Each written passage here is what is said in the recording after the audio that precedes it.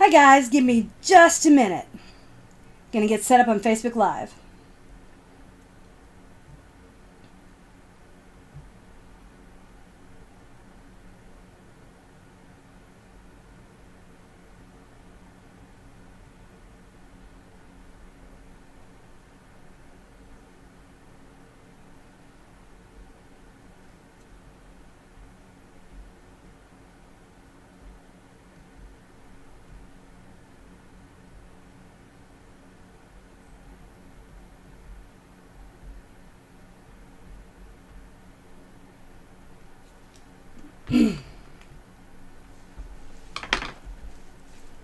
Hi!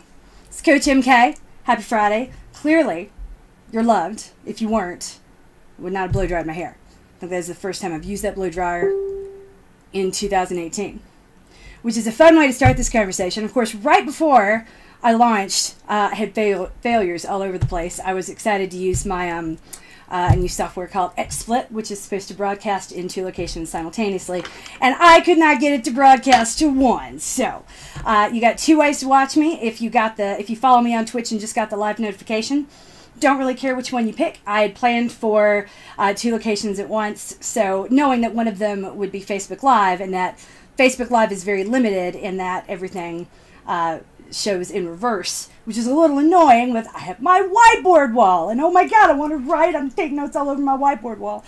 But you know what? That's okay. I can do that another day. Right now, I'm going to do 2 things. Number 1, I'm going to turn my notifications off on my phone. Right? Like that. 2, I can make sure, yep, it looks like I'm live on Twitch, and that should be fine. So I apologize since I've now got 2 cameras I have to watch in 2 different locations. I'm going to try to make this as fair and not awkward as possible. Yay! How do people do this on TV all the time? So, if you're waiting for the handout, yay! Oh my gosh, thank you, Pat. You're so kind. You're so kind. I appreciate it. I was just going for clean. My mom's here, and she is a little appalled now that after 4 children, I barely put pants on anymore. And I'm like, have you met the 4 kids? But that's okay. She comes here with no expectation of leaving the house and stays in pajamas for 4 days. Like, she walks through the door in 1 set of clothing and will be in that same set of clothing until about 10 minutes before she walks out. So, hey, your video's blank on Twitch. It is? Oh, wild. Okay. I can hear audio, but the video's blank. Okie dokie. Good to know. Let me see what I can do about that.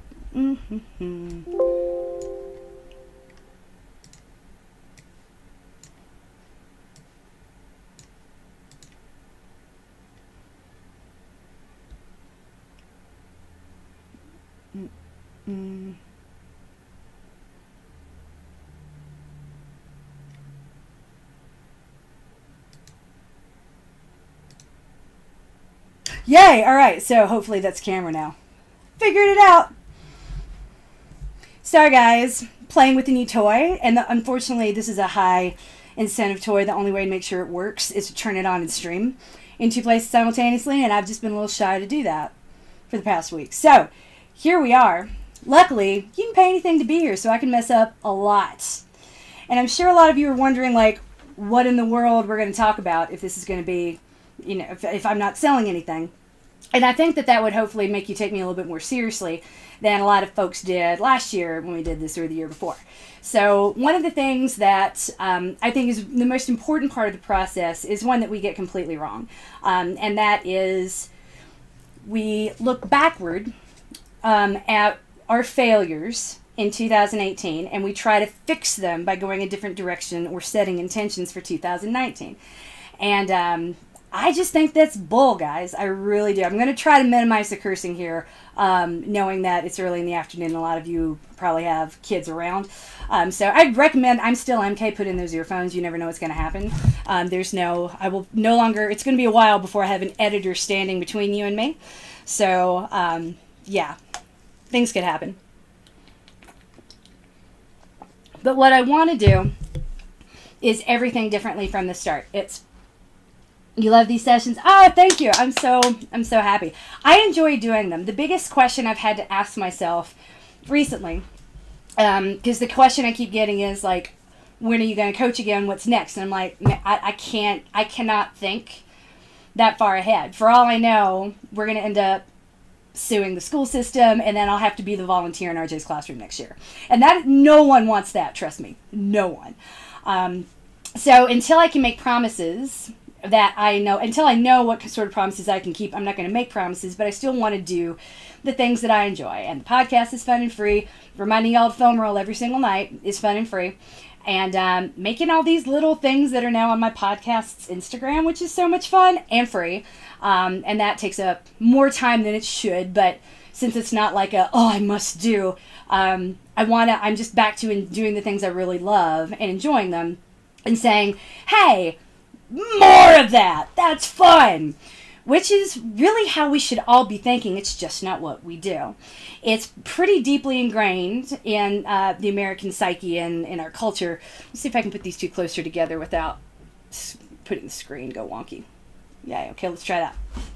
Okay, a little less awkward, like someone's not looking at my side the whole time.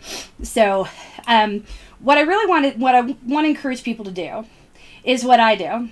And I'm probably too easy on myself, but I don't really care. The places where I cut myself slack is truly where I think slack is needed. Being harder on yourself doesn't necessarily produce a better outcome. It doesn't get you closer to where you want to be. And if you remember what I've said, oh, thank you, Erica. If you remember what I've said time and time again, it is shaming to live in the should do. It's better now, right? Yeah, this is what you look like on Twitch. Yeah. So. Well, I just moved the camera, so it's a little bit better. So at least they're next to each other. I planned to have stream simultaneously through one camera. Obviously, that failed. I'll try to get that worked out next time. But yeah, I'm not a professional. At least you didn't pay to be here. That would be really terrible. Right. So, we're gonna do a high level walkthrough of me. Not because I think I'm particularly interesting or special, but I want you to see how I evaluate myself before you turn around and evaluate yourselves. Because most of you are way smarter than I am and much better educations. You do sciencey science shit all the time. Like, people pay you to use the scientific method to do sciencey science shit and formal analyses. And what's cool and interesting about that is that you know what the scientific method is. You form the hypothesis, you create the null hypothesis, then you test and disprove the null hypothesis, and it's set up a certain way so that you're not gaming the outcome, to get rid of something called confirmation bias. Okay? And if you have an advanced degree in anything scientific, if you've ever turned on a Bunsen burner, for real, you have one up on me. Remember, I'm from Smith County, Tennessee. If I'm educating you about science, you got problems, especially if you got a graduate degree. You're going to embarrass people. At the same time, there's people that are smarter than I will ever hope to be and gone further in the sciences than I could ever hope to, are usually the same ones that throw all that analysis aside to determine whether or not they suck. And it breaks my heart. And it's really hard. Because what we do is we look back and say, all right, I gained 10 pounds this year, so I need to get rid of it. And I'm going to do this, and this. And then, and we just look back and almost like we're cracking a whip over ourselves and say, hey, I'm going to do all these things differently. Because, and then maybe I'll be something close to better. And I really think that's the wrong way to look at it. Let's start somewhere from this basis, that you are a terrific grown-up. You adult, like nobody's business. Your priorities are in order. You do great work. What if every decision you've ever made was the right one? What if you were a totally irrational player? What if no aspect of you needed to be fixed? Hi, baby. Maybe just wiped off a little bit when you get dirty. Can I have a kiss? Yep. Can you say hi? Hi.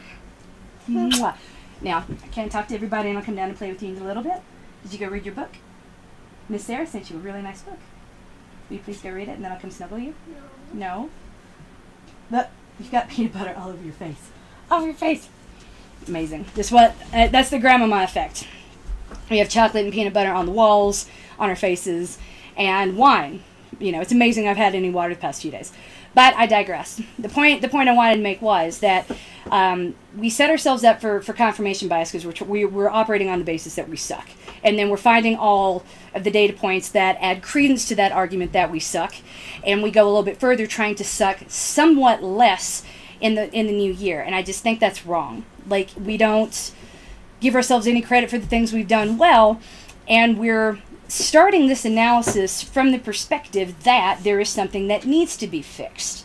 And as I've said before, this is a Quoted Head Summit, and I believe it all the way through because I've seen it happen. I've done it myself. In the absence of actionable feedback, and that actionable part is really critical, people will fill in the blank with a negative and act there. So she always believed that her job as a coach was to make sure that she was continually and continuously giving actionable feedback to her players so that they wouldn't self-correct and chart a different course that didn't involve her, since they're all part of a team. Well, maybe we're not as formal as part of a team here. And I as much as I like that notion, it's not fair because the team is aligned in the same direction. And if you were to wake up one day and make a choice that is totally rational with your priorities in order, that means that you don't get your run done, then you could feel like you've let the team down, and that's the wrong way to look at it. So I prefer to think of it as we're all in this together with the same ideas and the same guide, but but rather with a lower. Alex, come on, can you help me please? With a little bit. I mean, how many of you had this happen, right? Like you're trying to stream, and kids are right there. Luckily, I'm not talking about North Korea, am I? Yeah. Yeah. Yeah. Yeah. Yeah. Yeah. Thank you. Yeah. She's a stinker. Shut that door again.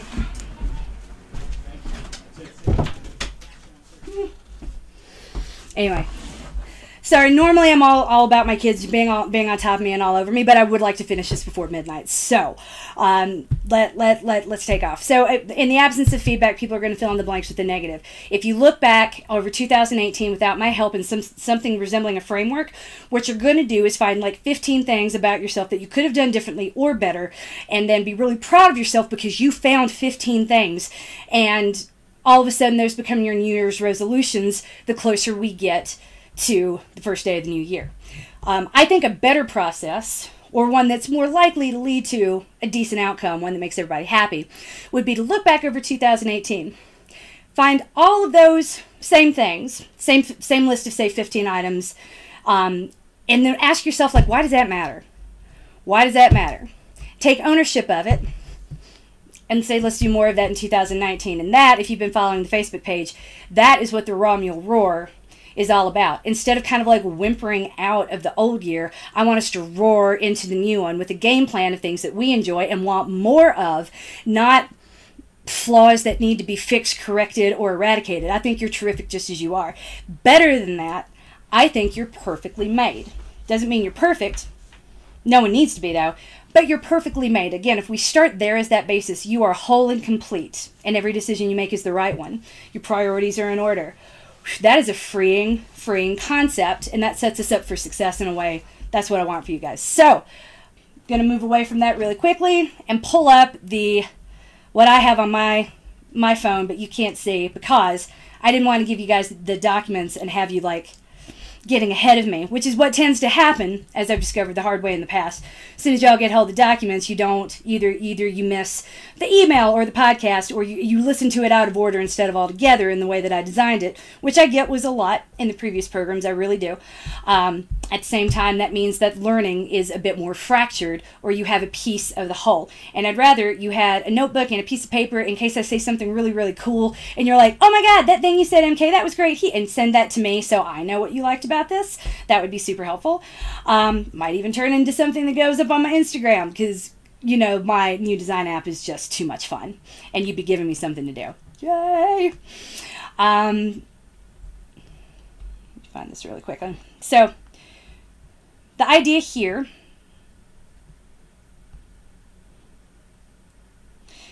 and I know this is really unfair to everybody on Facebook Live because you're going to get this backwards.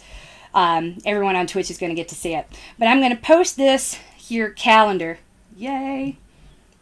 Yeah, that does you no good. Yay! I'm going to be putting this up as a PDF for you guys to download from the Facebook page. And if you're watching this on Twitch and you don't follow my Facebook page, feel free to email coachmkfleming@gmail.com and I'll reply and give it to you. And this is a high-level framework of the past 4 years. Now, we're not going to go through every single thing that's happened in the past 4 years, but you really need a little bit of context looking backward to understand where you are before you start moving forward. Because the biggest mistake you can make that means your analysis is complete bollocks. It's not actually critical or objective or unbiased in any sort of way.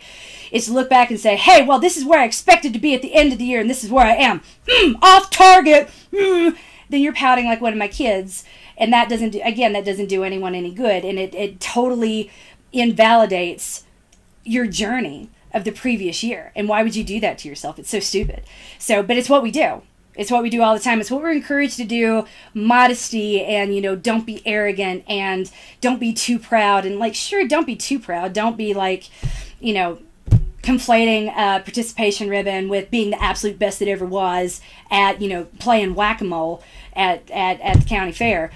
If you got a participation ribbon for that, whatever. You know how I feel about them. They're really a bribe. Bribes work, y'all. It might not get the desired outcome, but in that moment, how many of you have not bribed a child or an adult to just do something and help you get through that moment? We all do.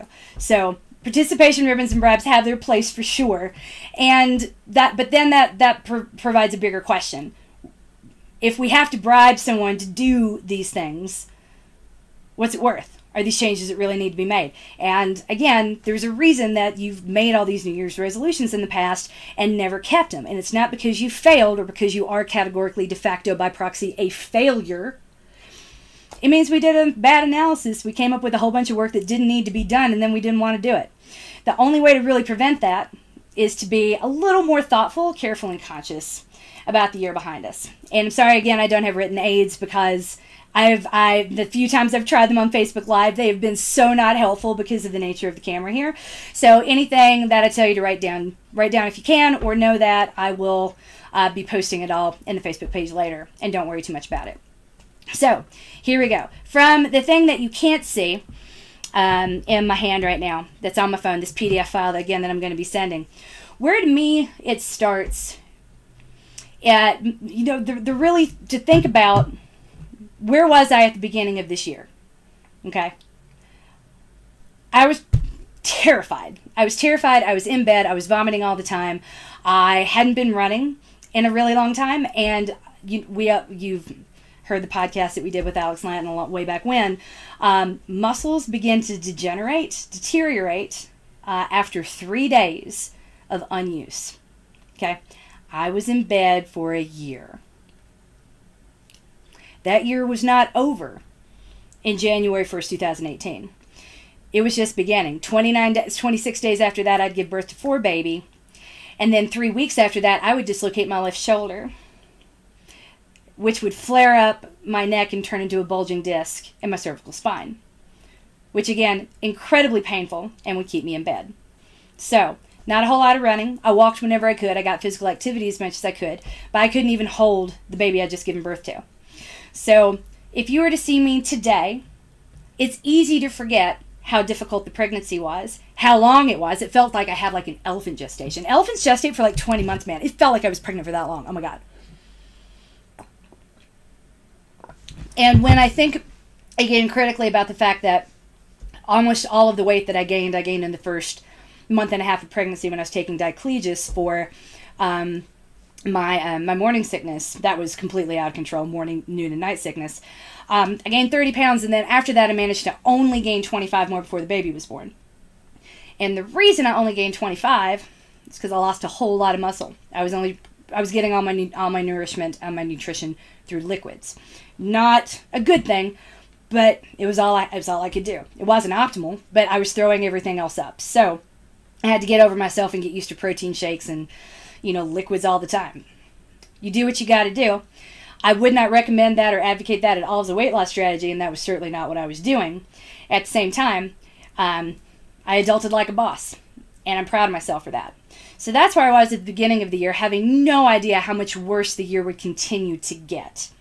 So it would be very easy to look at the calendar and say, well, I was supposed to run the New York City Marathon in November, and that didn't happen. Well, loser, next year I'm going to get it done. You know, y'all know how I feel about the DNF and the DNS. I think, again, those are hard choices. And opting out of something that isn't going to work, that's not tantamount to quitting. And that's certainly not tantamount to taking the easy way out, especially with all the social pressure you're going to get from people who actually do think it's quitting, especially if you're the head coach of a program that people don't necessarily trust because it feels like it runs counterintuitive to everything you've heard, but it doesn't. I just keep you from kidding yourselves by making you wear a heart rate monitor. All that just to say, I could find a million ways to look back over 2018 and think like, well, that was bad. But in all honesty, I think I handled it really well. I was up and jogging again by August. And then, you know, I haven't been awesome about it the past 2 weeks because it's been cold. And I'm now confined to doing Pilates 8 hours a week. And will probably have to do so for the rest of my life to keep my spine and the resulting pain under control. So, I mean, sounds like terrible, right? Except that that's 8 hours a week. So most of the time that I have spent running in the past is now consumed with an activity that I don't like quite as much, Pilates. But luckily, I like the studio. I love the people in it. It's good to be there. At the same time, I'd rather be out for a run, right? So now I have to fit in this other thing on top of the running. I think I've managed to adult through that very well, though there have been plenty of times I have wanted to sort of like pitch fit on the bathroom floor, sit down, eat ice cream, and be like, oh, it's not fair, because it isn't, and I get it. So that's 2018, and it feels like where should I be is a really difficult question to answer, because we make it up. We forget, and it's all relative. I ran into a really good friend of mine who'd been passing through Denver a couple weeks ago, and all she could talk about, we happened to jump into a hot tub in a ski town, and all she could talk about were my abs. And it was actually almost insulting, because this is someone that knew I'd been in pain and had called me to make sure that mentally and physically I was okay, knowing that mental injury is harder to deal with than a physical one. She was worried about me getting depressed from having been in bed for so long, and she wasn't wrong. It was hard. That was really, really, really hard. It was hard watching someone else love my children. It was hard watching someone else clean the boo-boos and manage the fights and do all the things that, you know, I normally really love doing. Most of all, watching somebody else hold the baby that just came out of my body. That was terrible. Terrible. Like, I'm not living my life. And there's nothing, I was helpless. There was nothing I can do about it. So though this person knew that and called me every other day really diligently to make sure I was okay, even when she sees me now, she sees the one thing that she doesn't have or has wanted and is yet to achieve, and that's, you know, the abs. Forgetting that the reason that the front has to be strong is to support a back that is degenerating and failing at an alarming rate. So I tell you that to tell you this. I've been so open and honest about that journey that it makes me uncomfortable sometimes. But people forget that, because in that moment, it's easy to forget everything else that happened before this moment in 2018, because it's like, yay, we're past that now. And like, that, it doesn't work that way. I will never be past the trauma of my rape and subsequent sexual assault. There's no moving on from it. You move forward with it. And I haven't, though my stenosis and my spondylitis is under control, that could change at any moment. And one of the best preventative measures is to do this Pilates all the time to keep it there. So, yay! One side effect of it is the front looks good. But the downside is, like, I got a mangy back. The front needs to be super strong to take care of the back. So, trade-offs, I'd rather be where I was before, not having to do where I am right now. But you see what I'm saying? Like, it's very easy to look at another person or even yourself and completely rewrite the story and forget that why things are the way they are now. So I'd encourage you to do that. When I look back, I can't look just back at 2018 because again, it was an off year. It was always going to be an off year recovering from a pregnancy. And that year did not look the way I wanted it to look. I hope to be back in fighting shape, running the New York Marathon, and then moving on from there, headed back towards the same level of fitness I achieved in 2016, which was roughly 18 months after my third child was born. And that's not going to happen. I accept it. It's okay. But then I look back and I think, was I really in that good a shape? We have to take a step back a little bit further and look at 2017. In 2017, I was training for, at first, the LA Marathon. And the SI joint issues started to present again. Because I like to forget that took me out of Chicago in 2016 and made me worried that Philadelphia wouldn't happen at all in the previous month. So I started 2017 with being this close to hitting my goal and wanting one more shot at it before I went and got pregnant, knowing I could be out for a while. Not knowing how much of a disaster the pregnancy was actually going to be. But saying like I needed one more shot to say I tried before taking time out. So every decision I made was the right one. It felt like in that moment. But then when I step back and take 2016 into consideration, I had been in a hard training cycle for a really long time. I had started training for the Jack and Jill Downhill Marathon in July of 2016. I started training for that pretty hard that February. We've heard, y'all, if you're watching this, you've probably trained with me and have heard that story already of how that didn't go well at all. And that's okay. I DNF'd and walked a lot, and it sucked. Yeah, we got to step back and take what was and be really realistic about it. And you'll see my realism. All of my 2015's mapped out, 16's mapped out, and I've, like, the only details I put in there is, like, had a baby, DNF, DNS, back injury, months of rehab, whatever. I kind of lay it all out there for you. But I remember I was out for 2 weeks in February of 2016, of 2017 with the beginning of what would become really big SI joint issues. So I've been battling what brought 2018 brought me. I'd really been battling it for a long time when I step back and think about it. Like, whoa, it is. Thank you. I'm so glad you're here, Amy. So it's one thing to be like, wow, I'm really weak, but like, oh my gosh, I spent 2017 in an incredible amount of pain, and most of 2018 in an incredible amount of pain. The first part of 2018, my rehab was a full-time job. I was seeing the pelvic floor PT twice a week. I was seeing my other PT for the rest of my body 3 times a week just to put my SI joint and my shoulder back together. And that went on for months. Rehab was my full-time job. That's what I spent my maternity leave doing. So when I look at where I am now, I'm not in mind-bending pain. I'm not taking CBD multiple times a day.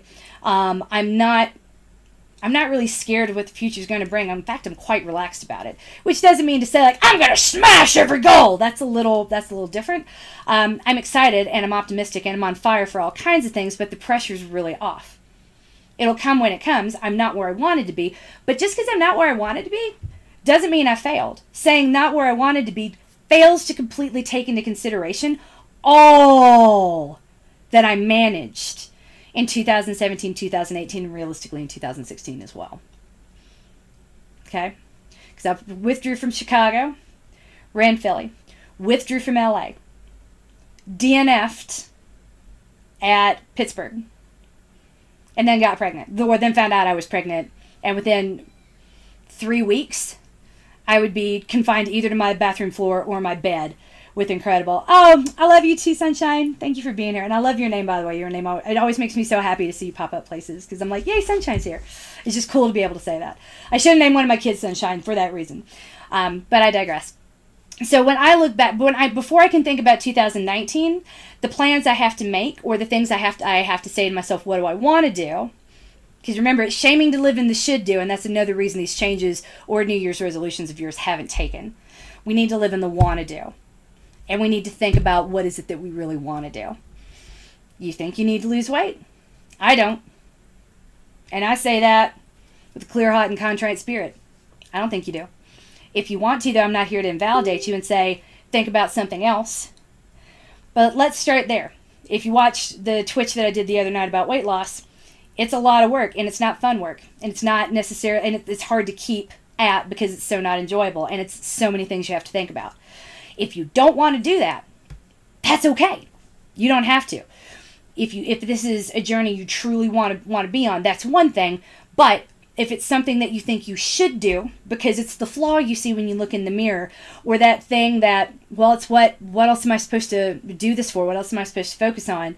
I'd say let's stop. If you don't truly want something, we don't have to go for it. I'm your coach. I'm your advocate. I'm your biggest cheerleader and your #1 fan. I'm your stage mom that is there being like, and and wait and yay and filming it every step of the way. Why would you deploy this asset in a direction you don't really want to go in? It's literally pointless. So let's think ahead where you are, put that in context, and think about where you want to go. So when I think, what do I really want in 2019? Before I go anywhere else, I want to be running again consistently and happily. I want to do so without sacrificing a whole lot of baby time, because the things with my son aren't going to be picking up till the end of February. So that means I got 2 whole months of baby time to sit around and do the fun, free stuff that I enjoy, and play with the last baby that's ever going to come out of my body now that I have 2 functional arms that can sit without pain. But don't ask me to load the dishwasher again. That the trauma of collapsing on top of that is still fresh. Thank you, husband, for managing that with me. So when I want for 2000, I want to make sure I don't miss anything. I want to miss nothing with my baby. I feel like I missed a whole year with my kids, and they were great with it. And we have new traditions, Wednesday night slumber parties after pizza night in mommy's bed. It's great. I'm going to keep that going as long as they want to do it. So when I look back, it's not that all was lost, but I want to have the option to do whatever it is I want to do going forward. And that means I might not go into a marathon cycle this year. And this is the first year where I won't be pregnant or recovering from pregnancy, where I'm going to look myself in the mirror and probably say that. I reserve the right. I'm probably going to register for when I get my code for the New York City Marathon next year. But if life gets in the way, shrug. My year's not going to be centered around that. My priority is absolutely going to be my family. Well, my health, one, because, I can't do anything for my family if I'm, as I found out the hard way, in bed. And though 8 hours a week Pilates sounds like, oh, that must be really nice. You're such a pampered pet. It's true. I mean, there are other hardships you could possibly have. I would rather not do it, but I know what happens when I don't do it. I took 3 days off for the holiday last week and was like, ow. It was terrible. And my husband kind of kicked me out of bed this morning. He was like, you've got Pilates. I think you need to go. And I'm like, okay, that's a hint. Thank you. I'm going. And I did. So all that just to say, well, the number one is going to be taking care of myself, so that I don't miss anything else next year. And I'm going to get over myself and be like, you know what, Pilates, hell yeah, and go. And as soon as I can, beyond that, I'm going to work in running. And I want to do it in a way that's enjoyable, but not so pressurized that I'm missing things. I'm opting out of things with my children, with my baby, with my husband, who, it's been a while since I've been at my best, and this has affected him no less than anyone else. So yeah, this is going to be the year of putting it all back together again. And if a marathon happens to happen, great. Because the way that I train, the way I encourage people to train, the way I would encourage you to train, is to make sure you're not running so little that opting back into a training cycle and ramping up is off the table. If you were to look at any of my 20-week plans, circle that period between, because I know y'all printed that shit out. Go ahead and take a highlighter through weeks 8, 9, 10, 11, and 12.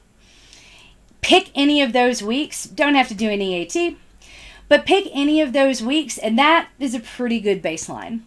Like, don't let your running fall below that, because less than what is in week 8, really week 10 is better.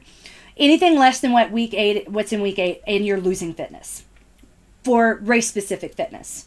Right, so that's why people in my monthly plans don't need that much time to get ready for a half or a full marathon. That's the power of it. When we are running, not so much that it's like, whoa, but we've been doing it for so long and we're such a good habit of it that, our BATNA, our baseline is week 8 or 10. You don't need a full 20-week training cycle. But going back to week 1 would be throwing away fitness. Make sense? So my usual week, regardless of fitness, my worst case scenario is realistically week 12 of the marathon plan, which is why I say when I get my code from New York Roadrunners, I will put it in the system and pay the $250 option to run the New York City Marathon later. And if I elect not to run it, yeah, I get it. $250 is a lot to throw away. But remember, I worked in finance. Having that option is valuable. And that's how I'm pricing it. That's how I always price it when it comes to a race. It's an option to show up and race if conditions are good and I am ready. And I don't buy very many options at once, especially just because I have a discount code. It's a very different way of looking at this than what most people do, and I get that. I'm not trying to be like, y'all, it's wrong. But when you look at it that way, it really does take the pressure off. If everything falls into place, I'll show up and I'll run it and I'll have a good time. As opposed to, I'm going to do this, and then I'm going to try really hard, and because I've done it before, it has to be a PR, and now, and then I'm going to join a training plan, and then I got to get my money's worth, so if I don't get a PR, it's not money's worth, and it becomes this pressure spiral that doesn't lead to anything better. Because, you know, again, if you've done any science, you know that whole idea of, like, pressure is what turns coal into a diamond. It's not true. That's not. Again, someone from Carthage, Tennessee is telling you that is not science, and that's not how it happens. But it really was a terrific line from Ferris Bueller's Day Off. So I tell you that to tell you this. At the beginning of 2017, I would have said something like, my hope for 2019 will to show up in New York, run the marathon, have a really great time, be maybe not fully back to pre-baby fitness, but well on my way, and then 2020, I had an idea and I had a plan, and that plan has been blown to smithereens. So what's going to happen next? I don't really know, and that's okay. Because that's the other thing I wanted you guys to get out of this. You've got to be okay with uncertainty, and a certain amount of it. When you've got 4 little liabilities that I can't stop them even from, you know, I can't get them to stay out the bathroom. I can barely get them to stay out of this room. See, there goes the door. Hi. I just have to give you a hug and then go. I have to go. Thank you. I'm glad you did. I love you so much. I love you too. And your timing was amazing, by the way. That was kind of perfect, right? So since I can't control what's going to come in and go out, I can't control who's going to be sick. I can't control, you know, who's going to need me somewhere. And that was something I took on when I became a mom. And it's that that doesn't mean I don't demand or expect a lot from my body. It just means knowing that where I am right now, my recovery is tenuous. That doesn't mean I'm fragile. It just means that now is probably not, when it's really cold outside, I'm doing all the Pilates, I've got a newborn downstairs I'd like to be with, who's going to be the last newborn, my body can't do this again. That kind of changes things a little bit. And that does, so instead of looking ahead and saying, what are my 2 marathons this year that I'm going to do, or feeling like a failure because this is the first year ever, I've not been fit enough or prepared enough to plan ahead for 2 marathons, I feel like I'm winning at life, man. And it doesn't mean I'm going to run less, it doesn't mean I'm going to do less. I have no idea what's going to happen. I might look back and be like, hey, you know what? At the end of 2019, as we're going into 2020, to be like, wow, guess what, you guys? That ended up being a really terrific year, and I ran 5 marathons. Ask me why. I mean, I really don't think I will, but, and if I do run 5 marathons in a year, I will not be like PR every single time. Because that's the other aspect of it. I feel like I've said this ad nauseum. I know everyone comes at this and is like, it's a PR or it's BS. You know, really, there's so much more than that. If I can get back into a running habit without getting injured, that's going to be great. If I can enjoy the last few months I'm going to have with the youngest before she starts daycare, that's going to be great. I only lose if I want to, and that. Choosing not to lose or to set up a framework for success is not tantamount necessarily to being too easy on myself or not having goals. It's not a totally straight up binary function. Thank you. I think they're perfect too. So yeah, I don't know what 2019 is going to be. I know I will pay up for the option for the New York Marathon, and then from there we'll see.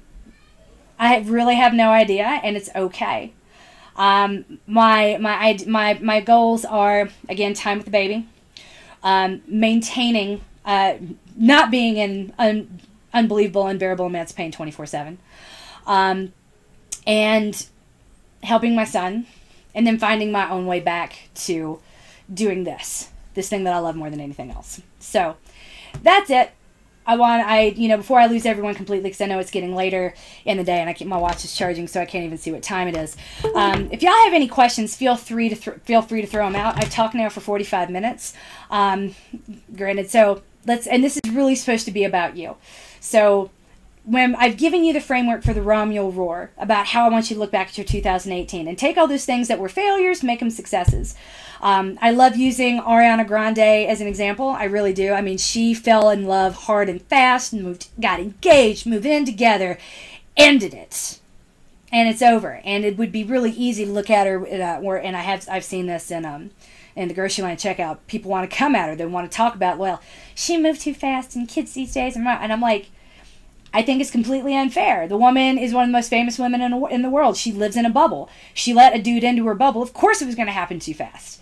Like, who cares? And it's probably going to happen too fast again. So she can look back and be like, that was a failure. Like some people want her to do. Or she can look ahead and say, hey, you know what? I loved fearlessly and ferociously, and I'm going to do more of that in 2019. But next time I might wait more than 3 months to put the name of my boyfriend on the deed to my $26 million apartment. Which I don't know that happened, but I read a gossip story somewhere that her manager had to physically stop that from legit happening. And if so, that's even more interesting. That's the thing you don't do next year.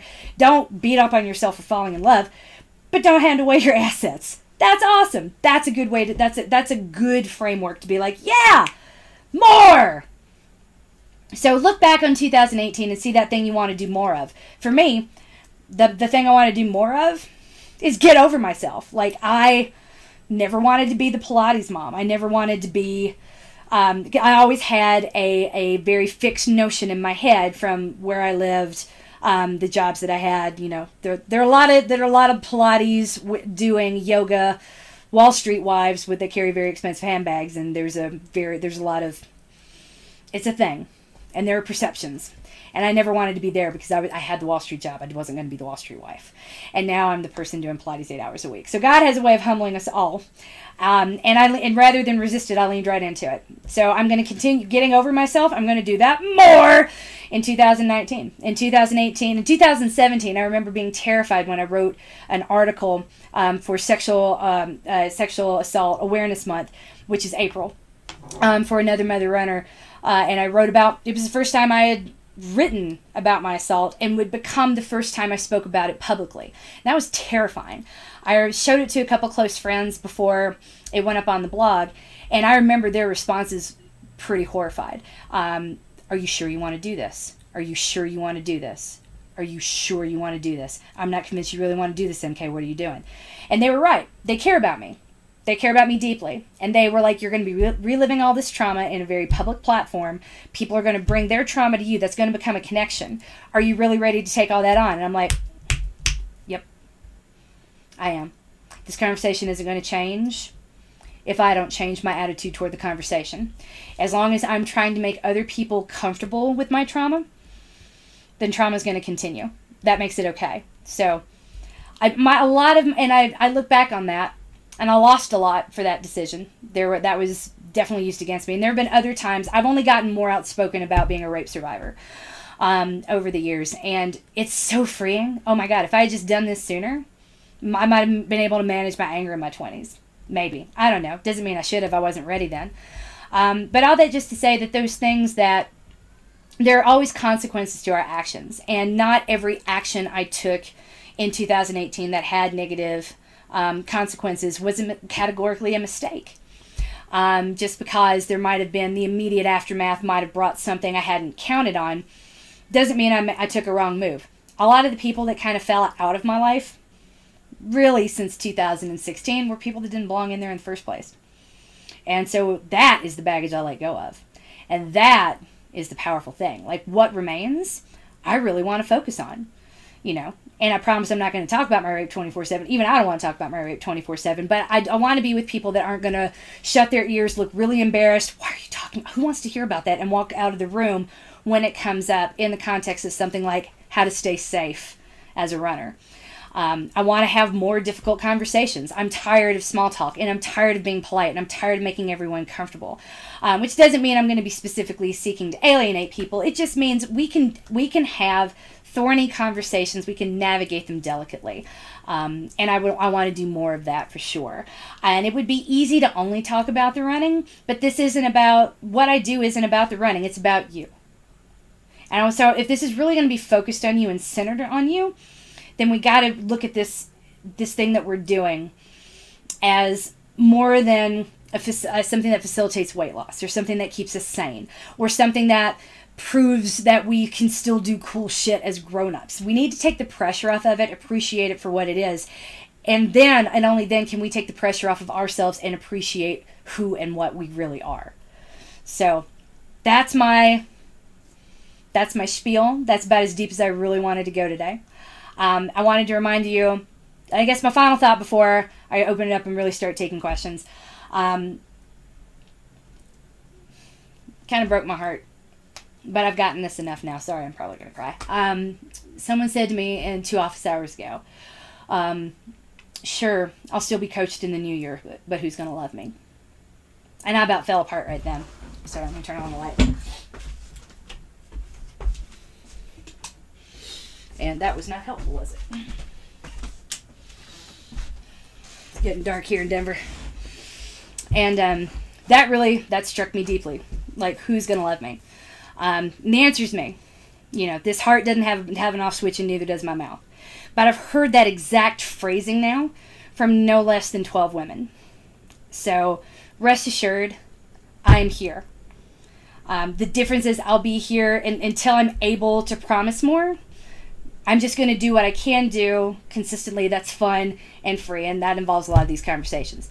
What I'm not going to do is set myself up for, you know, the demand. Well, I paid for this, so you have to. So I'm not going to give anyone something to pay for until I'm sure that I can fulfill any promises, but I'll still be talking to you this way. I'm still going to be making the podcast. I'm still going to be on Instagram, and I'm always happy to take questions and help people troubleshoot as questions arise. But it starts before, you know, my last day is upon us. I really wanted to remind you guys to celebrate 2018. Even if it didn't bring everything that you thought it would at the beginning. Even if you didn't keep a single one of your stupid New Year's resolutions you had no business making in the first place. Even if every intention you set went to hell. I mean, the road to hell is paved with good intentions, right? Look at where you are. Look at what you've done. Really give yourself some credit for it. Like, yeah, I spent a year in bed, but I managed it like a badass. And then I got out. And then I got over myself and said no to the oxy prescription and told my husband, let's see what CBD's all about. Within 6 weeks, I was 90% better. I still, that was the biggest getting over myself. That was the line I never really truly thought I'd cross. I've never cared much about legalizing it, marijuana one way or another. I'm like, oh, what? I'd rather, again, as an assault survivor, I would much rather be in a room full of high dudes than drunk dudes. It's just a different set of things you have to worry about. As long as you're not a pizza, you're probably going to live. And with the room full of high dudes. So that was a really big deal for me to be and even when I mentioned it to a couple of my healthcare providers, they were like, you're so much better. I'm like, I know. Let me tell you what I discovered and what I'm taking. And they were like, oh, good. Yeah, I didn't think you'd do that. And I'm like, what? You had that thought? Well, yeah, of course. I mean, but you just didn't seem like the type that would respond well to, how about you go to the herbal cure? And maybe that's fair, maybe it's not, but I'm so glad I crossed that line. I'm not addicted. I know plenty of people that are still taking painkillers when they don't need to. With CBD, I just forgot to take it one day, and because I didn't need it, and then I never remembered to take it again. And over time, I was like, my husband was like, do we need to go pick up more? And I'm like, no, we really don't. I haven't taken any this week. It was that simple. So if only all painkillers could be treated that way. But so that's what I'm going to do more of. I'm going to do more of getting over myself. I'm going to do more of, connecting with my family, connecting with my babies, and doing more of the fun, free things that I like. That is what 2018 is going to be. Beyond that, who knows? It's going to be free from pressure and full of fuck yeah and yay all over the place, because I will be taking all the wins as they come, rather than making an arbitrary list of things that I need to accomplish in 2019. That wouldn't take anything that could come my way in 2019 into account, and set me up for a disaster when it doesn't happen, or even worse, have me taking it out on my family. I could have been here if you hadn't. That's no way to do these things. CBD and THC have changed my life and my body. Shoot, yeah, man. I'll be talking about this, and that's another thing I'm sure undermines my credibility. I saw the viewer list go from 20 down to 8 as soon as CBD came out of my mouth. But you know what? I'm all for legalizing this stuff now. Gosh, the way it was done in Colorado was a flawed process with the way the policy was written. All this money was supposed to go to education, then didn't. So it's a flawed policy, but now I'm like, whoa, I get it now. This is the maybe it's not a total solution to the opioid prescription, but I will have to wonder how many people got on prescription painkillers that could not then get off of them when there's an alternative like this that's available. So, yeah, I don't know. I'll be talking about that a whole lot more in 2019. And I don't think that makes... And if that hurts my credibility, again, I'm talking to the wrong people. Because I've listened to all kinds of stuff from all kinds of people over time, and I just went, okay. And then later, you know, as long as I didn't throw the baby out with the bathwater and like never listen to that person again, chances are, you know, over time, a lot of those ideas, I've absorbed them or come around to them. So, yeah. I don't know that my platform is going to be like, is specifically going to become like rape and marijuana. And I would like it not to, actually, because that doesn't even sound like... Who would join that Facebook group, you guys? Oh, my gosh. At the same time, if you're in pain, I've been in chronic pain for a year. I'm happy to talk everybody through that. If you're carrying around an emotional burden because you feel a lot of guilt and shame, shoot, yeah, I've been there too, and I will talk you through that. And let me tell you about the choices that I made during what I guess we probably could officially call my rape and marijuana years, aka my 20s. With a whole lot of alcohol. Find that empty space inside you and like look at it, just fill it with alcohol. And I did that for a long time. So, you know, I don't know what's going to bring. All I know is that the things that I've hesitated to talk about for fear of how it would be perceived, I'm going to care a whole lot less. Yay! And then I'll start charging people, you know, when I have something to sell, we'll see who's left behind and who still wants to work with me. But yeah, that's all there is to it. Al Hawker is here. Hi, Al Hawker. Yay. I miss you. Hopefully I can run with you next week. I've got too many kids and they've been all over me this week. So, but if you're going to the Run Star on Saturday, Al, I'd love to see you. I know you're not, but I would love to. Anyway. So I guess that is it. If there are no questions, if there's nothing else to be said, cool. Thank you for coming here and hanging out. Follow the Facebook page. You never know when I'm going to do this again. I'll try to advertise a little bit in advance. Email if you have a request for a session like this, something you want to talk about, email coachmkfleming@gmail.com. Put the request on my Facebook page. Follow my podcast. If you don't know, you can do a Google search for Coach MK Morning Mantra, and it should be one of the first hits that you get. Is the link on iTunes. But my podcast, it's a micro podcast. I try really hard to keep them under 7 minutes. I fail sometimes when I get fired up about the subject matter. But generally speaking, that's where I'm at and that's what I do. And you can have little MK in your ear. You can have my voice. My podcast has an Instagram. Go see what I'm playing with these days. Tell me what you like and you might see it on Instagram too. But the biggest thing I'm concerned about right now is the raw mule roar. I want to see them. I want to see all the roars of all you beautiful people looking back and being proud of what you did in 2018 and the choices that you made. And I love you so much. Oh my God. Al Hogger's one of my favorite run buddies here in Colorado. I usually meet him on Wednesdays or Thursdays. The past two have been a little mangy. So I digress. There's all sorts of, I'm not retired and I'm not disappearing. I don't turn into a pumpkin on January the 1st.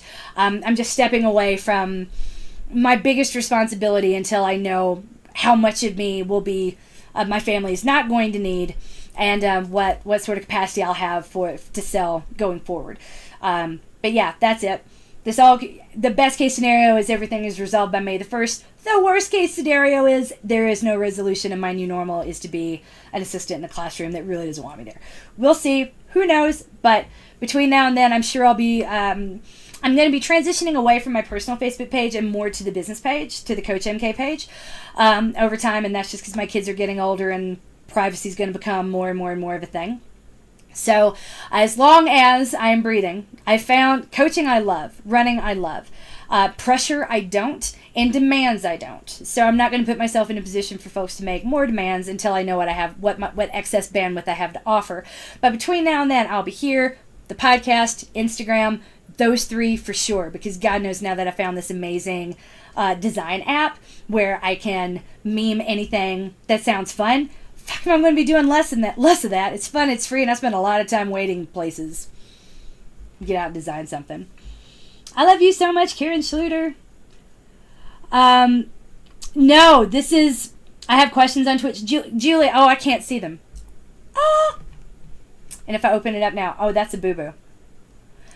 Julie, can you put the questions in here? I can't see in the Facebook Live, please. I can't see the Twitch chat. Dang it. That's what happens when, again, all these failures are happening at once. Because the player I intended to use didn't work. Thank you, Julie. I'm so sorry. I know, like, so not your job.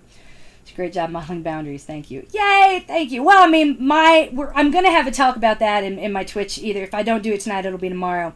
But there's, I've had a lot of people say things like, I don't know what to say because it isn't appropriate. I didn't want to friend you on Facebook because, like, what I want to talk about, like, what neediness actually looks like and what boundaries are. Because a lot of the times you guys stay a little too far back.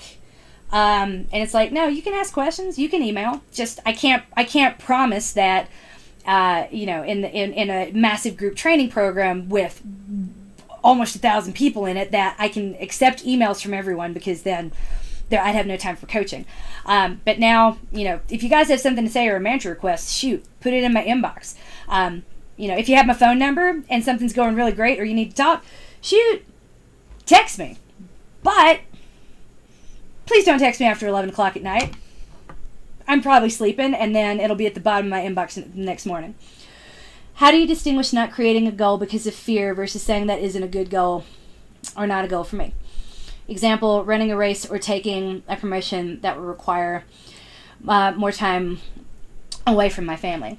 Well, I think first it has to start with what you want. If that promotion is something that you want, then you have to discuss that with your family and your partner to be like, what would this look like? Because at the end of the day, let's say you get that promotion and then you have the conversation with your family and they're not on board with what that would entail. That's something a little bit different. So something like a promotion, that's a pretty big change that would that could potentially upset the structure, that could potentially upset the structure of, or not the stability, but your home is a system, right? And changes to a system can be a shock to a system. And the system has to be ready to bear the weight of those changes. So if it's something like a promotion, or taking on 8 hours a week of Pilates, or deciding to run a marathon even, because training for a marathon, training for an Ironman, those are big deals and big money and big time sucks. Not saying don't do it, saying though, if you are the only player in your life, you have to ask yourself, it's all me. Do I really want to do this? Yes, go. But if that means it's going to be more childcare for your partner, less work that they can do, less money that you'll have to spend on, that's going to be a shock to the system, and that warrants a discussion. So the goal you don't create,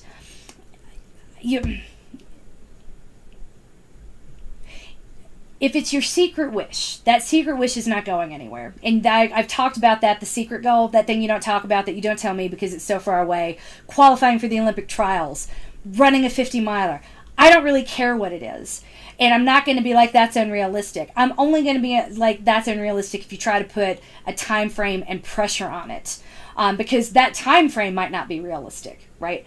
But the goal itself is probably totally fine. No one's ever come at me with a goal that was too big where I was like, dude, let's get real. That's never happened. The time frame is where it comes into play. So yeah, the only time I've ever said, like, this isn't a good goal, if it doesn't take into account the fact that there are other people in the family, or a family situation that might prevent that goal from happening in the time frame allotted. Because again, we think about goals independent of all the work that each goal would create.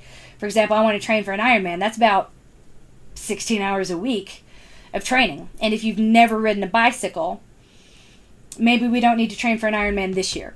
You know, maybe we need to do, before we do the goal setting, look back at 2018 and see what you did really well.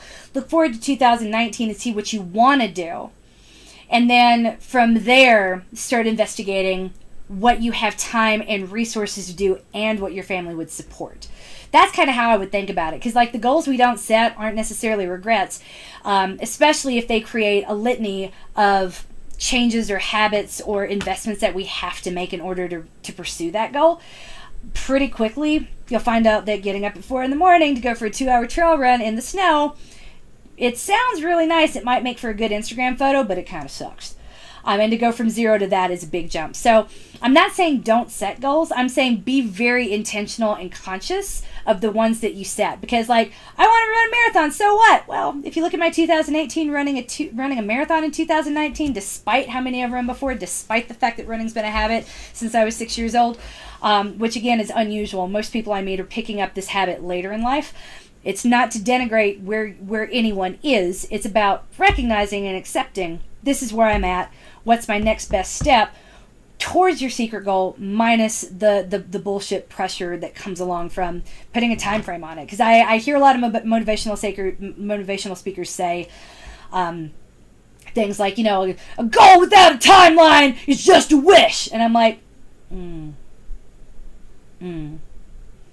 Unless that timeline is completely arbitrary, has nothing to do with the biological process involved, takes nothing into account, then it's just bullshit pressure. That's how I would look at it. So make sure it's an actual goal and not bullshit pressure is really what it would come down to. Because if it's an actual goal, great. I would love to even talk it out on the phone with you about how to work towards that, even if I'm not offering plans at the moment. At the same time, if it's what you're talking about is pressurized bullshit, I'm going to be like, well, maybe not. And you know the difference. And and most people do know the difference. But if you aren't sure and want some help in determining, let's go. I'm at it. So, do you want us to talk through our goals, plans with you now? We can. I'm available. And, my mom's here. My husband's got all the kids clearly like eating ice cream downstairs, so we might as well go with it. Mary. No questions. Have to run and put the kids to bed, but just noticed yesterday there is a 4-minute difference in my easy effort pace from this time last year. Yeah. That's what it's all about, man. That's a big deal. That is a big deal. It's easy to look at that number and be like, whatever that number is, it doesn't really matter if it's, a 10-minute mile or a 20-minute mile. If it's not the number you want to see, it can feel too slow, and we forget to look and say, hey, this time last year I was actually quite a bit slower than that, so I have improved. Yay! I've improved a lot, but I'm still slow. Get rid of the but, man, and just be like, I've improved. Yeah, you have. Progress is progress, no matter how small. Pretty sure Aristotle said that. We're somewhere in really smart Greek and dead. So let's go with smart Greek and dead. You're awesome. Yay! Were there more questions, Julie? From Twitch? Sorry, guys.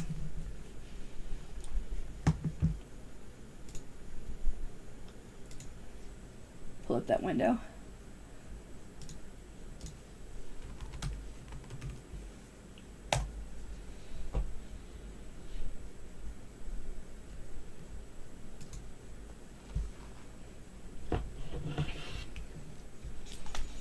Yay! Oh wow, I got 29 people, 29 viewers in Twitch. Hi guys, sorry. Is that my Facebook Live aside? Okay, and I can't see any of the questions in the chat, Julie. Yep, here's another. I got the soft okay to train for a marathon. Sorry, I'm going to put this up here next to each other again. I got the soft okay to train for a marathon in 2 years, so 2020. What should I think about with time to build for a long, far off goal? Yay! Number one, you got to build the habit. Sorry. So, can you make it the whole screen? Because people on Twitch literally are like, why is it so small? Wow. No, I didn't know that till now. So go back to where you're projecting and drag it to the whole screen. I don't know. Okay, it's not that simple with Xsplit. I thought it was, but it's not. So it's set up for 4. I don't know how to change it. Okay. Yeah, so people only see that, I guess. Scene 1, scene 2, scene 3. You right click and say make one scene the whole thing.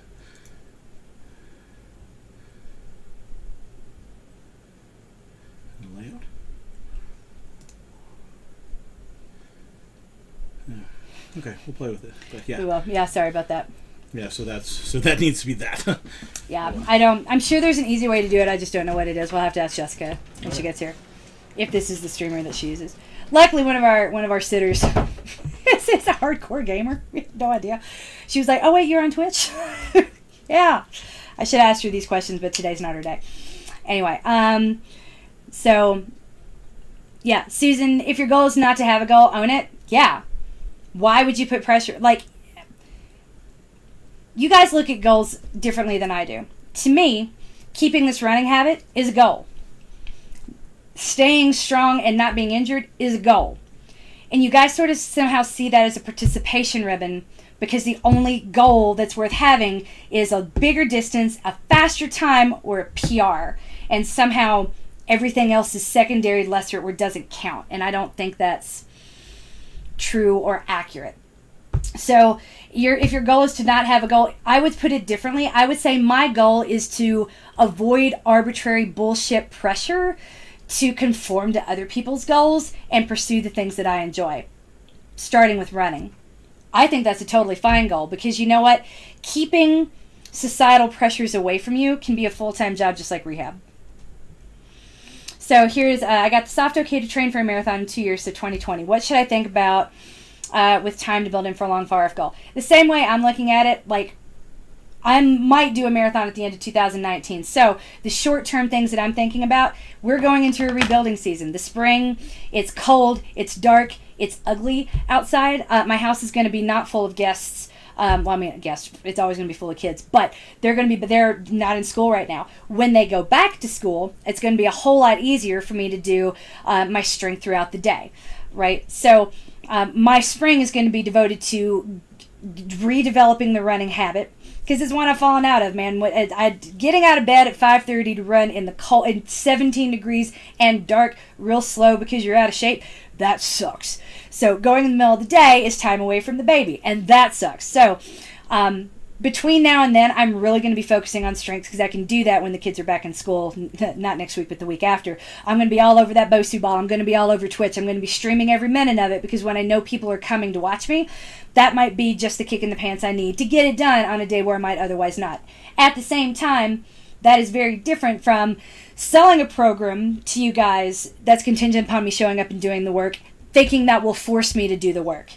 Right? I see a lot of people do that too. If I put a lot of money into this and put a lot of pressure on myself, it will force me to do this. And that is a really, that's a dangerous game to play, because then you're setting yourself up for disappointment and not necessarily bankruptcy, but then that's a conversation with your partner about where all that money went, and they're not going to be supportive the next time you want to do something.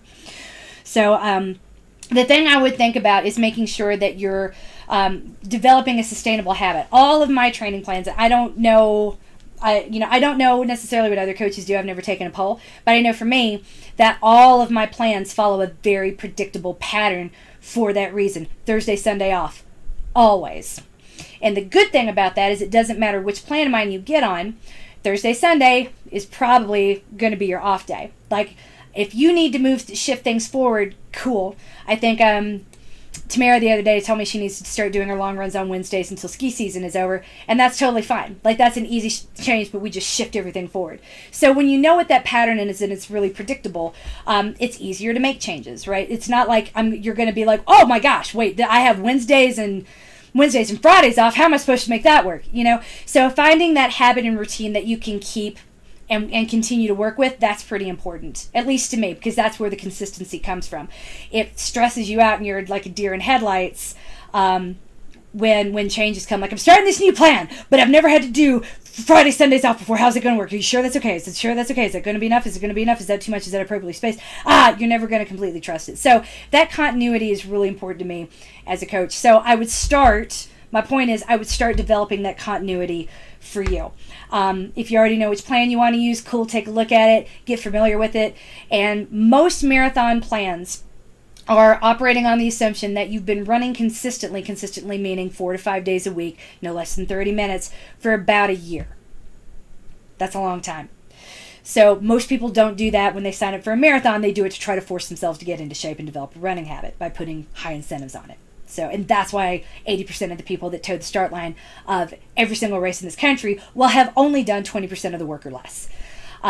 So let's make sure we can set you up for that not being you by developing that jogging habit, making sure you're not killing yourself on every single training run, and supplementing all of that running with strength that addresses the smaller muscles. That's one of the reasons why I asked you guys to use a Bosu ball and loops. Doing a lot of work barefoot to make sure that that you're at least mobilizing and utilizing all of the muscles in your feet. Those guys are really important. And last but not least, the biggest habit that's going to get you the furthest is mobility. And that's one thing I will continue to do. I've been a little slack about it these last 2 weeks, but we've had a lot going on. A whole lot of parties that I forget about until the last minute. It's like, oh my God, where am I supposed to be tonight? Shit. Once life settles back down to normal in January, I'm going to be streaming on Twitch, twitch.tv/CoachedMK. I'll be there every night at 7 o'clock foam rolling. And when I'm there, you can ask me questions. If nothing else, if you follow me, you'll get the notification, and follow me by clicking the heart on my page in Twitch. You will get a notification when I stream, and maybe that will be the impetus you need to be like, oh, it's time to foam roll. I didn't foam roll this morning. I'm going to do it now. Because that's one habit that's the hardest to develop for people. And I don't really care if you do it immediately after the run or later in the day, as long as it gets done each day. You're decreasing your chances of injury. And I can keep giving you that reminder. So yeah, it would be building in the good habits. It would be not eating everything now, because you're not going to be able to eat anything good when you get into the marathon training cycle. But, if you're going to be training with another mother runner, Ellie's still the nutritionist, and she's going to be offering Simply Nourished, and you can get a lot of the basics from people like Julie that have been there. And the basics really are the 2 fistfuls of veggies, right? Every single meal. And maybe that's what you start. Instead of trying to incorporate everything all at once, or really just, diving face first down the rabbit hole. Start with the one thing that seems to be the hardest for people to adapt to and perform regularly, and that's 2 fistfuls of veggies at breakfast. And you've got a whole year to think about that and worry about that, and several opportunities to participate in Simply Nourished Like a Mother programs, or work one-on-one with Ellie or Jenna, who's also on our staff. So that's something to think about. Thinking about like the building blocks of what you're going to need to support your training later, and start incorporating them now, so it won't be like all the things that you have to do at once just to get into the marathon cycle. I think that would be really good. 2 fistfuls of veggies, mobility, foam rolling every single night with a really firm roller, usually with me. Again, because I don't know of anyone else doing it, but I'll be doing it. And really getting into a good habit with getting your strength work done on a regular basis, because that stuff is so important. So that's what I would think about. Developing the habit that makes the goal easy to achieve. Karen, my secret goal, I'm getting stronger. You really are, man. And you're, the only thing, Karen, is you need to accept how awesome you actually are. Give yourself credit for that and take the pressure off. You're not failing to perform in any way, and you never have been. You're a badass. Sometimes there's pressure to take that promotion or tackle that longer distance, and you feel like, yes, I must prove the thing. But you don't have to do that. That's exactly what I'm talking about. Do you really want that promotion? Is this something that's important to you, that's worth the conversation with your partner? Or are you taking the promotion because you're afraid of what will happen if you don't? That no one's going to understand it, that it's an opportunity that'll never come back around again. If this opportunity has been on the table, or has been a possibility, and you have not yet discussed it with your partner, there's a reason. Either your partner's not going to be receptive, or you don't really want that promotion, or you really aren't sure how you feel about it, so until you're sure how you feel about it, you don't want to have a conversation. I would explore that why in relation to promotion before anything else. Very little that happens in life is a big surprise. Granted, lots of things that are totally extraneous do, but something like a promotion, I have never heard of anybody that's just been going along that all of a sudden got a huge promotion that was life-changing. I'm sure it happens, but it's not the norm. So if this is something you've been working towards, or want to work towards, or aware of, and you haven't discussed it, that's what I would spend time exploring before having the conversation or making the goal. Does that make sense? Because I've done that. I'm not ready to, I don't know how I feel about this, so I'm not ready to talk about it. Well, it's crunch time now. It's go or don't. If you're still not sure, if you've met Tamara Payton, she works in a lot of our programs. She is a business coach, and she's worked with me long enough that I'm pretty confident that she would be able to kind of walk you through that, gaming out each situation and kind of deciding what you really need to get out of it. So that, if you aren't sure who to talk to about how sorting out your feelings or where to start, reach out to her. Tamara.Payton. Actually, she's on Facebook. See if you can find her there. I can't think of her email off the top of my head. Or I probably shouldn't give it out in public like this. Anyway, I'm trying to lay up another shot at half winter 2019-2020, building on consistency with monthlies, doing pelvic floor PT, when it heats up and getting ridiculous outside. I do need some relationship work with my hubby, but also more effective self-care practices to manage stress. So option to have, maybe we need to evaluate around the next school year. And that's totally fine. What you need to do is give yourself credit for doing this other work and not beat yourself up for not having started, you know, really pursuing the run goals yet. You're dealing with a lot, Anne. You really, really are. And you have been ever since that first phone call I had with you. I remember it clearly.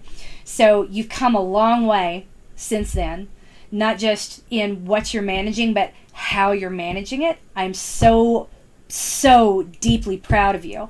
But I need you to start giving yourself a little more credit, because you haven't given yourself really any for what you have accomplished since 2016, and that's a lot.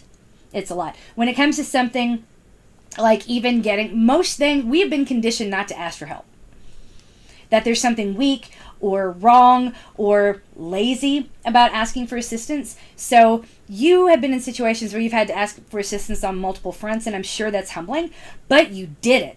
You didn't let your ego get in the way. You did what needed to be done, no matter how much it humbled you, and you need to give yourself a lot of credit for that, because a lot of folks would just stumble through sideways, failing and dropping balls and not getting what they need when resources are right there, and you did not do that. You made the hard choice. You DNF'd the race, like I did. That's a harder choice to make than stumbling forward in a bad situation. So give yourself credit, and don't put the pressure on like, right, my goal is to start marathon training in July. Like, that's arbitrary. That's arbitrary. My goal is to get through.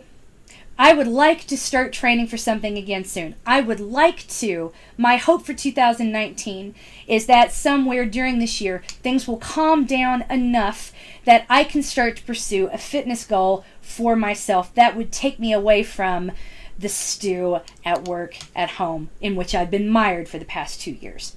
That's a goal. That's a goal right there. But it's also, there's so many factors that are out of your control, and you have to acknowledge those. So if you haven't started by July, it's not because you're a failure. It's because you were being a boss somewhere else that demanded your attention.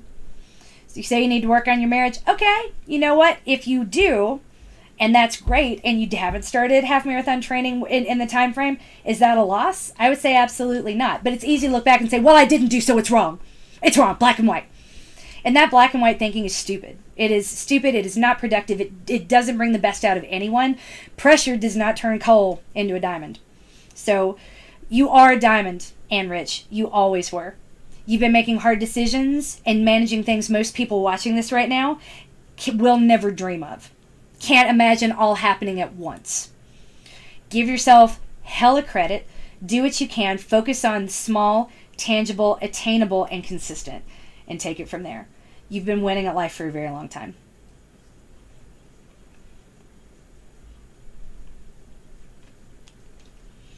Chris, my 4-year-old was recently diagnosed as being autistic. I'm with you, girl. That stuff's hard. I've been struggling with navigating the time he needs and the time for myself for things like running and working out. Do you know of any good ways to know if I'm truly too tired and burned out, or if I just need to push through? The most advanced thing you can possibly do is listen to your body. And that's a hard thing. It's a really hard thing to take that rest day instead of doing the work as written. But remember, any training plan is supposed to be about getting a person ready for a distance. Unless you're working with a coach one-on-one, that training plan is not meeting you where you're at. You are trying to put yourself wherever day one is, right? So I think if you really don't want to if you don't want to do it and you can't imagine doing it, and a nap, sorry, let me back up. If I don't do my run, what will I do? What will that time be filled with? And if it's something that's going to, to use Dimity's phrase, fill your cup or make you feel better, do that thing. If it's just going to be filled with question mark, then I would argue you're not getting self-care. So think about what running is, and on those days you don't want to do it. Like, I know for me, again, you could take the whole MK, you do Pilates and run, and turn that into a stick and weaponize it against me. Pampered pet wife, you work out 8 hours, you do Pilates 8 hours a week, and then you run how many hours? Running is I do the Pilates even though I don't like to for my spine. It's a badass move. I do the running because I want to, because I always have for my sanity, for it's part of who I am, and I refuse to let that go. Because even if if that means I don't run with a goal or an event in mind for a few years, I'm gonna learn to accept that.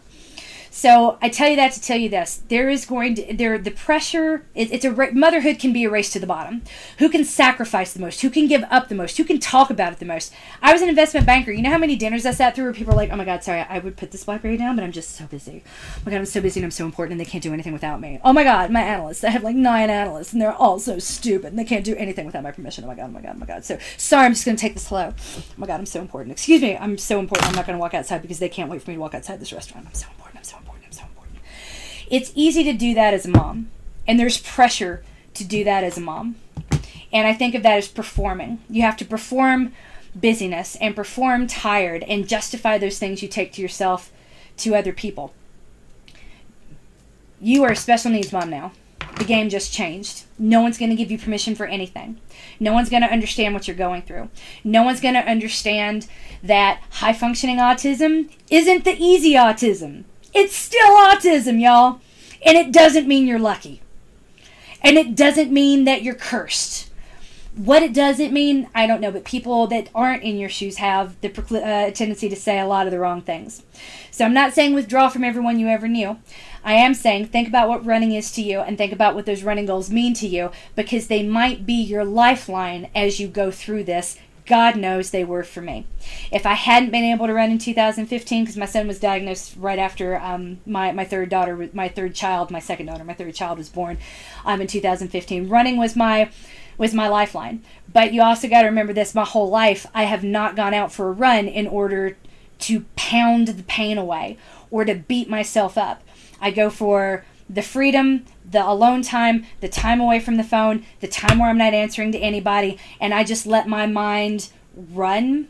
And I think all the thoughts and I feel all the feelings, and I put them aside, and then I come back refocused and refreshed. And there will be some days as an autism mom that you can't do that at all.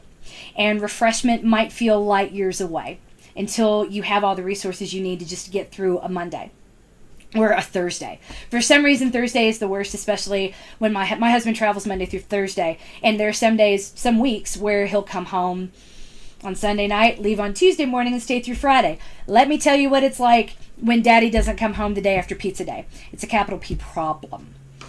So on those weeks, I know I'm going to need extra support ahead of time. And luckily, like, my husband's always been really fantastic about it. Like, he gets it. He's not here, and he wants to make sure that I have what I need so the kids have what they need. So, and that it can't all just be about me. And that's the good thing about him traveling. A lot of husbands that don't travel might not be as forgiving. So make sure that, or might not be as not forgiving. There's nothing to forgive. They might not be as understanding. Well, this is why you stay home. Well, this is why you do somehow. So obviously I don't know you're your husband, so I'm not trying to demonize anyone. I just watch these conversations go wrong. And by wrong, I mean you give away so much of yourself, because what wouldn't you do for your child? That you forget what your child really needs is a turbocharged mom that is there and in it and with him and doesn't resent the situation. And the only way you're going to not come to resent all that comes along with this diagnosis is if you take the things about yourself that matter the most and hold on to them for dear life. It's not my job to tell you what those things are. But I know for me, one of those things is running. I was a runner before I was anything else, and I will be a runner when I am nothing else. That is the one non-negotiable in this marriage, and my husband knew what he was getting. We had no idea what sort of children we'd be getting, or what sort of life we'd be living, or where we'd be where we are right now. And the only way I can deal with all that change is if running is not a question mark. You need to find that one thing for yourself that isn't a question mark, and give yourself the grace and space to do it, and make sure your partner is on board with that 100%. Because the last thing you need, and I'll stop here, the last thing you need is the person that you're sharing a bed or a life with to give you grief or make you feel guilty for retaining those one or two things that you need in order to be you. Once you start going into support groups and you see how twisted you can become when you have to treat the world like an adversary to get basics for your child, it's easy to walk into that room. I remember the first time I saw it, I'm like, man, I'm terrified of becoming any of these women. They are vicious, and they have to be. They have to be. because they're attacked so often and they're denied so much. So I think that having something, at least two things, for me, one is running and the other is you know, I probably am not going to discuss it here so far out in public because it's mine. But finding at least one or two things that help keep you. And again, hang on to those for dear life. So that if you're hanging on to them, then that means that makes it easier to not push through on a day when you don't need to. I will do this tomorrow. And maybe that means that we get you on some sort of a running maintenance plan as opposed to a hardcore perpetually staying in a training plan with a ticking clock where missing a run feels like you're behind. We just need to, what we need to shift is your perspective, but I really want to make sure you're getting at least an hour to yourself each day, specifically of self-care. And I don't care if that means that's running an hour, easy effort every single day, or if that's, I don't know, if you're like Ellie and you have a freaking sauna in your basement and you're spending whatever not an hour, I think that's too long. You're spending time in that sauna every day. Whatever your thing is, find it, do it. But don't put pressure on it so that you're giving yourself grief or feeling guilty on a day when you choose to do something else with that time. Because that's when you know that you're burned out for multiple days in a row. You don't want to do anything. And it might not be about the running. It might be about the situation. Right? We like to, when you start opting out of more, so when you have two things that are yours that you do every single day, and that's not necessarily 2 hours per day, but it's two things. And again, my second thing is personal. And email me, coachmkfleming@gmail.com. I'm totally happy to get on the phone and talk to you about it. But though, if ever for more than 3 days in a row, I have opted out of both running and my other thing, then I know there's something bigger going on. And that has nothing to do with either one. Right? And that's when I go see my therapist. Rebecca, I love that notion of rebuilding the running habit. That's exactly what I'm thinking, but it's hard to let go of the ego being slower. Are there other numbers to focus on to make me feel more successful, so to speak? Hell yeah! The number of days you get out. So one of the things that I loved in my plans, and this isn't bollocks, this is like when you look back on 2018, you might be like, well, I'm running today my run was a 13-minute mile. But then you look back over 2018 and you see that, hey, I ran 1,000 miles. I ran 100 miles in the month of December. Those are the numbers. That is the consistency. I ran every single Thursday. There are 52, let's say there are 51 Thursdays in 2018, and I ran for 49 of them. Whoop, whoop. Whatever that thing is, look for it and be proud of it. But that's where I would look. Consistency matters more than pace. And if you can go back and look at how quickly the miles pile up when you're being really consistent, that's the number to focus on, and that's going to excite me more than if you were coming to me for one-on-one coaching. You know, everyone starts with pace. Well, I'm this kind of a runner, and I'm like, that doesn't tell me anything. It never did. And I told y'all that in the first podcast. Try again! Yet y'all have to say, it's like there's a scripted conversation that every single runner has to go through. No matter how many times I say, that tells me nothing, that tells me nothing, that tells me nothing. When you run that 8-minute mile, what's your heart rate? How many miles? Oh, you're 6 and then you're done? Yeah, we don't need to work on your endurance. We need to slow the F down. Whoop! You know, stop racing to 10K every Tuesday. So I tell you that to tell you this. The numbers to focus on are how many days a week are you running? How many weeks of those have you had in a year? So when you have, like my happy place is 48 weeks a year. I'm running 5 days a week, minimum, when I'm healthy and happy. So, which is not to say if you run less than that, you failed. Again, that doesn't take anything that happened in the year into consideration. And that would, you know, I'm never going to look at 2018 was an aberration. It was not a failure. But you can, as long as you're looking at something like and I've never, let's say 2018, maybe you're still slower than you want to be, but you've been logging more miles than you ever have. Maybe you've had fewer breaks due to injury than you've ever had. That means you're doing something right.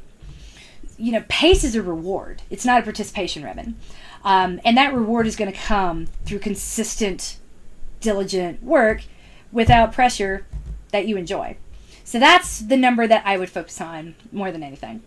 Because that is one of my, I wouldn't say it's my top goal, but it's a goal. That next year I would like to get back into that pattern of running minimum 5 days a week in my Monday, Tuesday, Wednesday, Thursday off, Friday, Saturday, Sunday off pattern that I've lived with for so much of my life. So, and if that's only 3 weeks, you know what, I'll take it because life. Sooner would be better, but I'm not going to be like, I will do this by June. and then beating myself up if I don't. So that's the way to do it, because if you set something that's arbitrary and don't give yourself a little bit of grace to go with the flow as life happens, it's easy for July to come around and be like, oh, well, that one's out the window, I failed, and then you don't run any more that year, which doesn't really make any sense. You see what I'm saying? So the way you frame it is going to matter, and take that kind of seriously. So the numbers to focus on, how consistent was I? I'll get it done. The question that I love to ask people at the end, the call that we would have at the end of a training cycle while we're talking about their race blueprint, I would always say, how many runs did you miss? Everyone would kind of sit back, because I have a script too, y'all. Everyone would kind of sit back and be like, well, I have my sticker chart, and I'm only missing 3 spots, and those spots really bother me. I'm like, so you've been running 5 days a week? Yep. For 20 weeks? Yep. Okay, that's 100 runs. Yep. You've only missed 3. Yes, that's 97 out of 100. All right, I haven't been in school for a while, but that was an A when I was growing up. So you got an A on your training. And that would usually blow their minds, and give them the confidence they needed to go. And maybe not, having confidence in that way doesn't mean that you will get exactly what you want on race day, but it's a hell of a better place to start. Did I do all that I can do? Did I do all that I was willing to do? And then move forward from there. Because that's really what you got to live with. As soon as you cross the finish line, you're going to look backward and think about those 3 runs you missed. I should have done more strength. I should have done more ability. Shoulda, shoulda, shoulda. And it's shaming to live in the should. So that spiral of shame, you're going to be desperate to get out of it by jumping immediately back into another race cycle, no matter what's going on in your life, with no regard to anything, trying to train the shame away. And the best way to avoid that is to focus on numbers like, how consistent was I? How much did I enjoy myself? Do I still want to run? And those matter. Those matter more than anything. And my final thought before I move on to the next question here. Even the smartest people, the people who are like, I love data. Data makes me happy. I'm kind of a geek. And by the way, I don't ever say that to people, man. Nothing pisses me off more than being like, I'm a geek.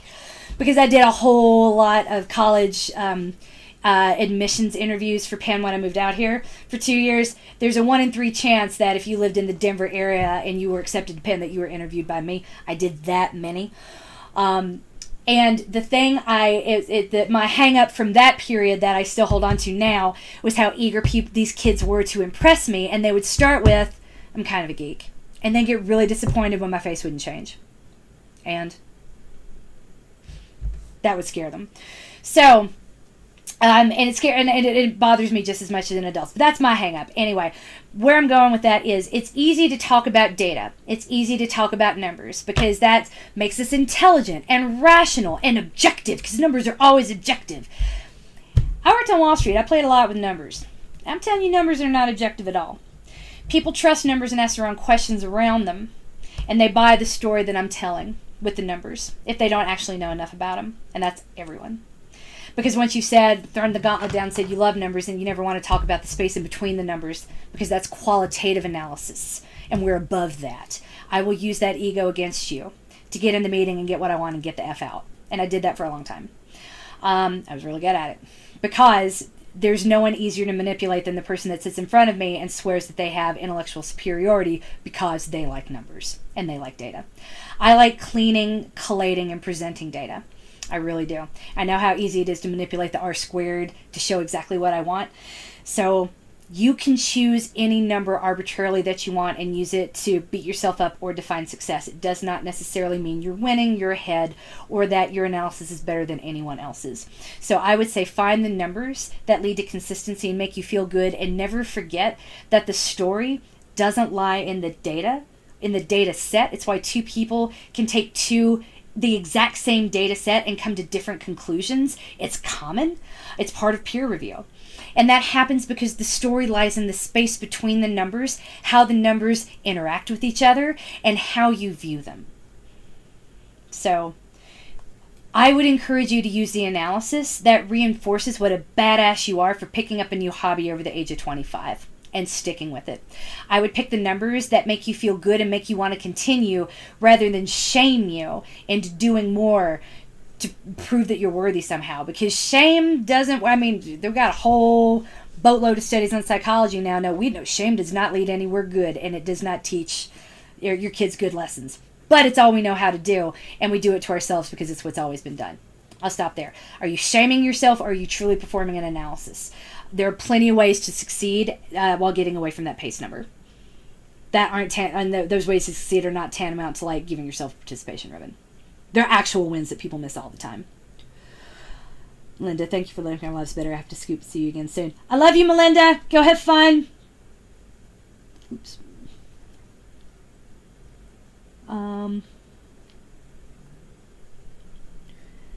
Yay, Amanda. Yay, Rich. Chris, I needed to hear all of that, and I would probably email you. Yeah, feel free. I wouldn't. These are. I do have boundaries. That struck me back in 2016. I was accused frequently of, you don't have any boundaries. This is really inappropriate. I'm like, well, if I picked up on this needing to be talked about, then maybe it's not me that lacks the boundary. I just said I'm willing to talk to you, and I happen to be free right now. So yeah, I'm always happy to talk to people. I've been through these situations, and there's nothing worse than being in it and either not feeling like you have anyone you can talk to, or all the people that you can talk to are the wrong people. So I might not be the right person, but I'm happy to like start the process, or at least thinking through what do you need to get. Because remember, I'm your advocate, right? I'm your stage mom and your stage coach. I want you to have whatever it is that you want, whatever it is that you need, and I want you to keep going. So that's a gift we can all afford the people around us, but it's hard. We all got a lot going on in our lives, except me. Emily, I distinctly remember me asking you about that. You had the confidence in me that I didn't, and it was a huge munch of going into Vegas where I PR'd by like 18 minutes. Yay! Yeah, I remember that conversation too, Emily. You were amazing. Vegas is always a tough one. Like, I get that it's a night and it's fun until you get to Vegas and you can't eat or drink anything because you're racing on Sunday night and leaving on Monday morning, which sounds like a great idea until all the people you're with are getting tanked. And then it gets cold and windy in the desert, because that's what happens in the desert at night in November. Is that all the questions? Let me pull Twitch back up. Sorry, I'm going to move this over here.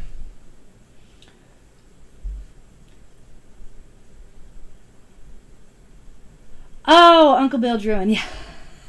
I was like, why am I getting all these Discord notifications? Thanks, guys.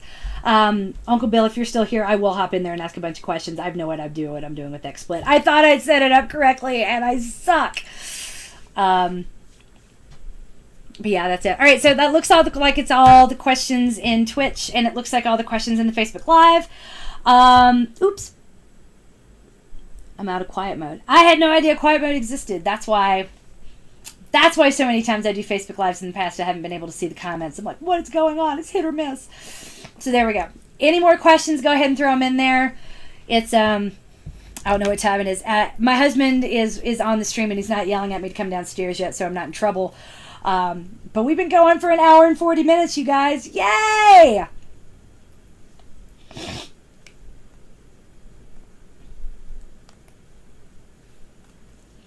Liz, thank you. You're welcome. All right, you guys. You're coached. You are loved. Let's look back at 2018 and count the wins before we look forward to 2019 and start making demands of ourselves, right? Let's celebrate what we've done well and accept that, you know what, the things that we didn't do or the goals that we didn't meet are not failures, because we're fucking fantastic, badass adults that get shit done all of the time. That time you didn't spend running, you were probably with a sick kid. I know I did a whole lot of things I didn't really want to do, but my autistic child got all the therapy he needed. I put aside a whole lot of responsibilities to go take him physically 3 days a week out of school to an occupational therapy office, and he has shown it was worth every minute. You know, we made a lot of shifts and a lot of sacrifices and a lot of changes to accommodate a lot of changes that we didn't want in 2017 and 2018. But that I don't look at what didn't happen, because I look at what did, and I'm like, Jesus, what could be better than that? What could be more important than that? Like, absolutely nothing. I am good with every decision I've ever made, and I want you to be as well. You can and will reach your goals, and finally, you are perfectly made. Just what if I'm right about that, right? What if I left every inch of religion behind me when after my rape? because I was subsequently assaulted by someone, a member of the church, a high-ranking member of the church that I went to see for comfort in the wake of that. And so religion has betrayed me in so many ways, but the one tenet I keep coming back to, the one thing that gets me through that lifeline: you are perfectly made in the image of a perfect maker. Perfectly made means I'm whole. I'm not lacking anything. And in the image of something perfect means that I don't have to be. And that is a freeing thought, you guys. I am whole. I have agency. I have free will. I can do whatever I want. What do I want to do? Let's make 2019 about the want to do. Accept that you're perfectly made. There is no part of you that needs to be fixed except your attitude towards yourself and your perspective on your big potential. That is what it means to be coached and loved and winning at life, even in those moments when you don't feel like it. Confusion and nervousness, that is brain sweat. That means you're doing something hard. And I want you to start looking at the brain sweat in 2019 and giving yourself a little bit of credit for it.